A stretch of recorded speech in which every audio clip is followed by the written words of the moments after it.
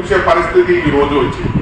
ఎందుకు వచ్చిందంటే వీళ్ళు రాజకీయాలు, వాళ్ళు చట్టాలు అట్లా తయారు చేసుకుంటారు, వాళ్ళు ఉండే వాళ్ళ ప్రవర్తన మనం అట్లా అంచువేసే పద్ధతుల్లోనే ఆర్డర్లు వేసి మనతోని పని చేయించిన పరిస్థితి కనపడుతుంది. కానీ ఎప్పుడైనా ఎక్కడైనా స్థానిక ప్రజాప్రతినిధి గ్రామానికి చెందిన ఒక సర్పంచ్ని, ఎంపీడీసీని, జెడ్పీడీసీని ప్రజలు స్వచ్ఛందంగా వచ్చి కలిసి మాకు సేవ చేయాలనే భాగ్యం కలిగేది ఊరికంటే ప్రజలకు ఈ ప్రజాప్రతినిధులను అడిగే భాగ్యమే కలుగుతుంది. కానీ ఎమ్మెల్యేలు ఇళ్ళ కాడ పోయి ఒక ఊరు గ్రామం నుంచి ఎమ్మెల్యే ఇంటి కాడికి పోతే ఆయన పొద్దున్న దాకా కావాలి, ఆయన వచ్చినప్పుడే కలిసి సార్ ఇది అనే పరిస్థితి చెప్పుకునే పరిస్థితి ఉన్నది.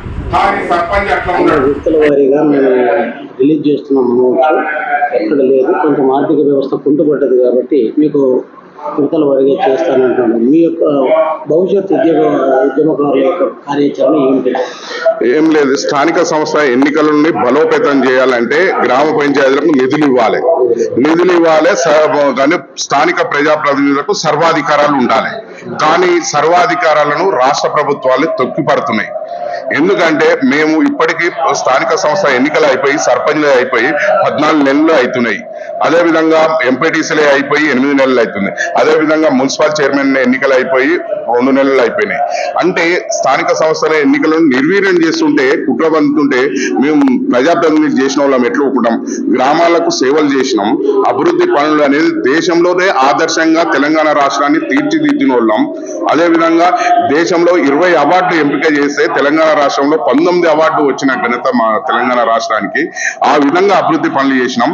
గతంలో కేసీఆర్ ప్రభుత్వంలో తెలంగాణ రాష్ట్రంలో నెల నెలలకు నిధులు రిలీజ్ చేసేది, నిధులు ఇచ్చింది. కరోనా వైరస్ ప్రపంచ వ్యాప్తంగా వస్తే కూడా దానికి తాకిడిగా నిధులు ఇచ్చిర్రు. కాకపోతే కేంద్ర ప్రభుత్వం నుంచి రావాల్సిన నిధులు కొంచెం వెనుక ముందు ఆడడం వల్ల మా సర్పంచులకు ఇబ్బంది జరిగిన మాట వాస్తవం. కాబట్టి ఆ బిల్లులు చెల్లింపులో జాప్యం జరిగిన దాంట్లో కంటిన్యూగా ప్రభుత్వాలు ఇప్పుడు వచ్చినాయి. ప్రతిపక్షంలో ఇదే ప్రభుత్వం ఉన్నాం, రేవంత్ రెడ్డి పిసిసి ప్రెసిడెంట్ గా ఉన్నప్పుడు మా సర్పంచులని ఇందిరా పార్క్ కాడ కూర్చోబెట్టి ధర్నా చేయించండు. మీరు సర్పంచులుగా మేము ఎమ్మటే బిల్లులు ఇస్తాం, మీకు సర్పంచ్ల గౌరవిస్తామని చెప్పిండు. ఈ రోజు సర్పంచ్ల మేము బిల్లులు అడిగితే పోలీస్ స్టేషన్ లో కూర్చోబెడుతుండు, అరెస్టులు చేస్తుండు, అనేక ఇబ్బందులకు గురి చేస్తుండు. కానీ మా బిల్లులు ఇవ్వకుండా మా మీద కక్ష పెట్టడం కరెక్ట్ కాదు. మీరు ఇప్పుడు మా ప్రభుత్వంలో చేసిర్రా, మీరు కేసీఆర్ ప్రభుత్వంలో చేసిరా అంటారు. మరి కేసీఆర్ చేసిన అభివృద్ధి పనులలో సెక్రటరియట్ లో పాలన కొనసాగిస్తారు. అదేవిధంగా ఇట్లా చూసుకోకపోతే ఏవైనా కేసీఆర్ గతంలో గ్రామ పంచాయతీ భవనాలు కట్టినట్లలో గ్రామ పంచాయతీ పరిపాలన కొనసాగుతుంది. అనేక రకాలుగా అభివృద్ధి చేసినాం.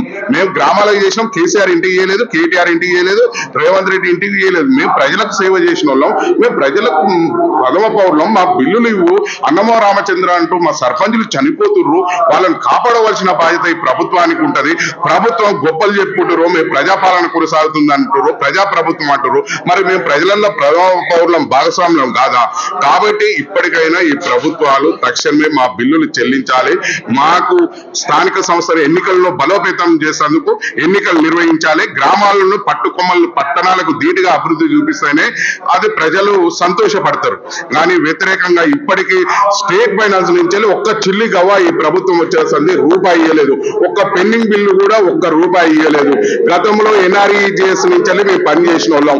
మహాత్మా గాంధీ ఉపాధి హామీ పథకం ద్వారా పనిచేసినాయి. 2023 అంటే 23 నుంచి 24 వరకు చేసిన అభివృద్ధి పనుల బిల్లులే కేంద్రం చెల్లిస్తే మేము చెల్లించినామని ప్రభుత్వం చెప్పుకుంటుంది. ఒక సిగ్గుమాలిన మాట అంటారు దాన్ని. ఈ బిల్లు ఎస్ఎఫ్సి నుంచి రావాల్సినవి క్లియర్ గా మా బిల్లులు చెల్లించాలి. కాబట్టి ఇప్పటికీ ప్రభుత్వానికి తక్షణమే ఎన్నికలు పెట్టాలని ప్రభుత్వాన్ని కోరుతున్నాం. ఇప్పుడు మీరు అనుకున్నటువంటి డిమాండ్స్ నెరవేర్చాలనంటే గతంలో 2023 డిసెంబర్ వరకు ఆర్థిక వ్యవస్థ కుప్పకూల్చి ఆర్థిక వ్యవస్థను విధ్వంసం చేసినటువంటి కేసీఆర్ చేసిన పాలనను మేము గాడిలో పెడుతున్నాము. విడతల వారీగా మేము చేస్తున్నాము. ఇప్పుడు మేము రిలీజ్ చేస్తూ ఉన్నాము.